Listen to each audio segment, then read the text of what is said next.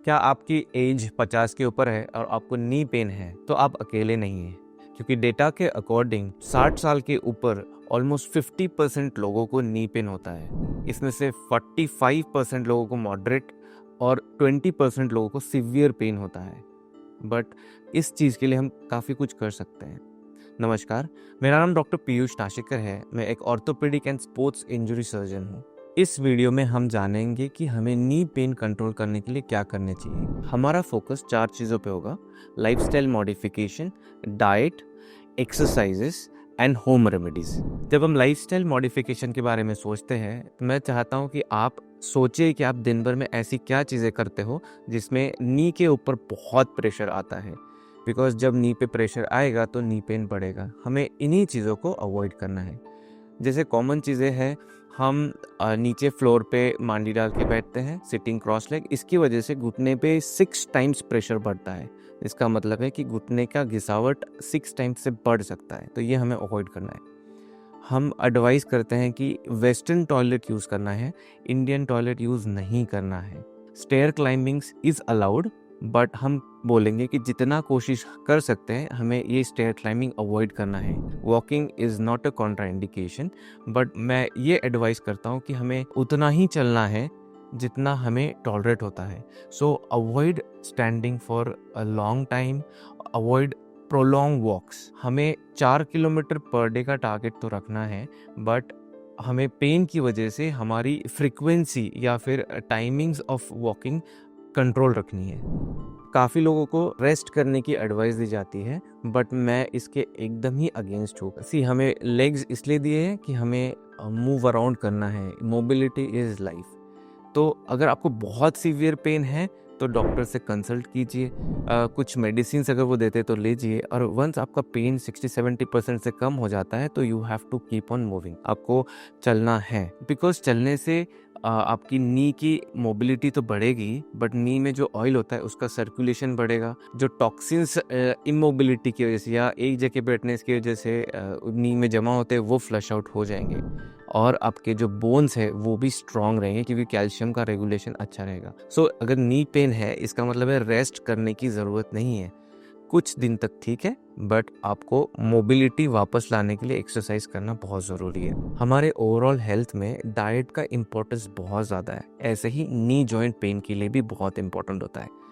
हम जनरली बोलते हैं कि fried food, over spicy food आपको नहीं कंज्यूम करना है, क्योंकि ये एक शॉक की तरह होता है और बॉडी इसको रिएक्ट करती है। जिनको यूरिक एसिड की प्रॉब्लम है, उन्होंने जिसमें बहुत प्रोटीन्स हैं, जैसे नॉन वेजिटेरियन फूड को अवॉइड करना है। जिनको आर्थराइटिस की तकलीफ है उनको हम बोलते हैं विटामिन ए और विटामिन ई जिन फूड्स में है वो बहुत बढ़ाना है, जिसमें ओमेगा 3 ऑयल्स जैसे fish oil, cod liver oil, ये बहुत अच्छी सोर्स ऑफ ओमेगा 3 ऑयल है जो जॉइंट की हेल्थ के लिए बहुत ज़रूरी है। अलसी की सीड या फिर flax seeds are also very good source of omega 3 acids.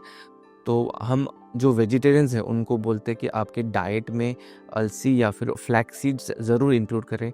ये हम आते जाते भी खा सकते हैं। It is good for your joints. Calcium and vitamin D source है, जो मिल्क प्रोडक्ट्स हो गए, बनाना हो गया, ये गुड सोर्स है कैल्शियम के। मॉर्निंग 7 to 9 की जो धूप होती है, it is best, consider as best to generate vitamin D in the body. So ये हमें 15 to 30 मिनट्स का एक्सपोजर मॉर्निंग का धूप का ज़रूरी होता है। So these are the few things जो हमें डाइट में अगर हम इंक्लूड करते हैं तो आपके नी पेन को काफ़ी राहत मिल सकती है। नी पेन कंट्रोल करने के लिए एक्सरसाइजेस भी बहुत ज़रूरी है, बट एक होती है लो इम्पैक्ट एक्सरसाइजेस और एक होती है high impact exercises. Knee pain के लिए हमें all high impact activities restrict करनी है।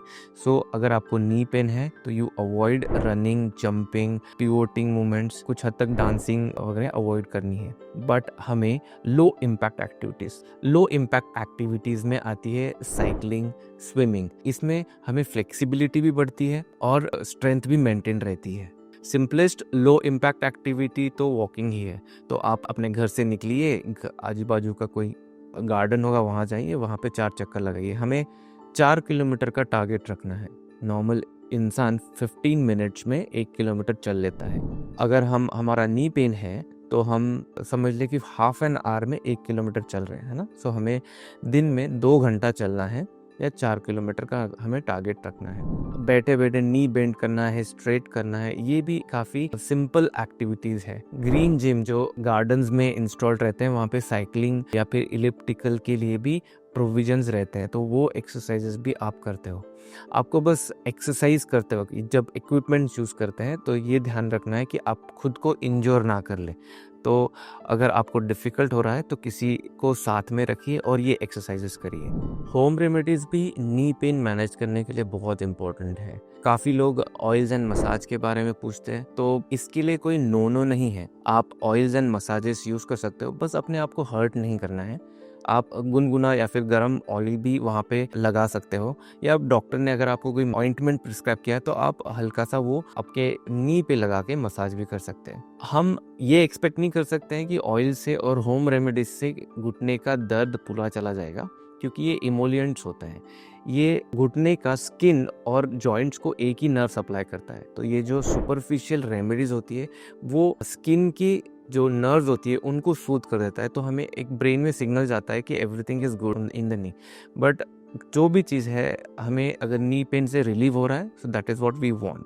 सो अगर आप के पास कोई रेमेडी है, जैसे कोई ऑयल है, काफ़ी लोग डिफरेंट आयुर्वेदिक ऑयल्स भी यूज़ करते हैं, तो उसके लिए कोई मना नहीं है, बट जस्ट मेक श्योर कि वो एलर्जिक ना हो और आपको उसका फ़ायदा हो रहा है। काफ़ी बार नी स्लीव्स या फिर नी कैप्स भी हम यूज़ करते हैं, वो भी अगर आपको उससे सपोर्ट लग रहा है, आपको कंफर्टेबल लग रहा है, तो आप यूज़ कर सकते हैं। ये तो हो गया नी पेन के बारे में, बट आपको ये भी पता होना ज़रूरी है कि डॉक्टर के पास कब जाना है। बहुत बार नी पेन तो है, बट अगर आपको सडन पेन इंक्रीज हो रहा है तो इट इज़ अ साइन कि आपको डॉक्टर को दिखाना है। नी पेन के साथ अगर आपको नी में स्वेलिंग है और या फिर अदर जॉइंट्स में आपको दर्द है, तो आपको डॉक्टर को दिखाना बहुत ज़रूरी है। सडन पेन के साथ अगर आप फीवर एक्सपीरियंस कर रहे हैं या फिर रेडनेस आ रहा है जॉइंट पे, तो it is an sign that you should be consulting a doctor. काफ़ी बार जो नी पेन होता है वो सिर्फ ऑस्टियोआर्थराइटिस या एज रिलेटेड नहीं होता है। अगर आपको नाइट पेन हो रहा है या फिर मॉर्निंग में बहुत मॉर्निंग स्टिफनेस या फिर हाथ के या बाकी के स्मॉल जॉइंट्स भी इन्वॉल्व हो रहे हैं, तो इट इज़ अ साइन कि आपको डॉक्टर के पास जाके जांच करा लेनी चाहिए, क्योंकि इस समय आपको एक्सरेज या फिर ब्लड टेस्ट की ज़रूरत है। डायग्नोसिस एक बार हो जाए तो ट्रीटमेंट काफ़ी ईजी हो जाता है। So if you feel that your knee pain is not manageable at home, please see a doctor. अगर आपके एक प्रियजन को, फ्रेंड्स को या रिलेटिव को अगर नी पेन की तकलीफ़ है, तो ये वीडियो ज़रूर शेयर कीजिए। हमारे चैनल को प्लीज़ सब्सक्राइब कीजिए।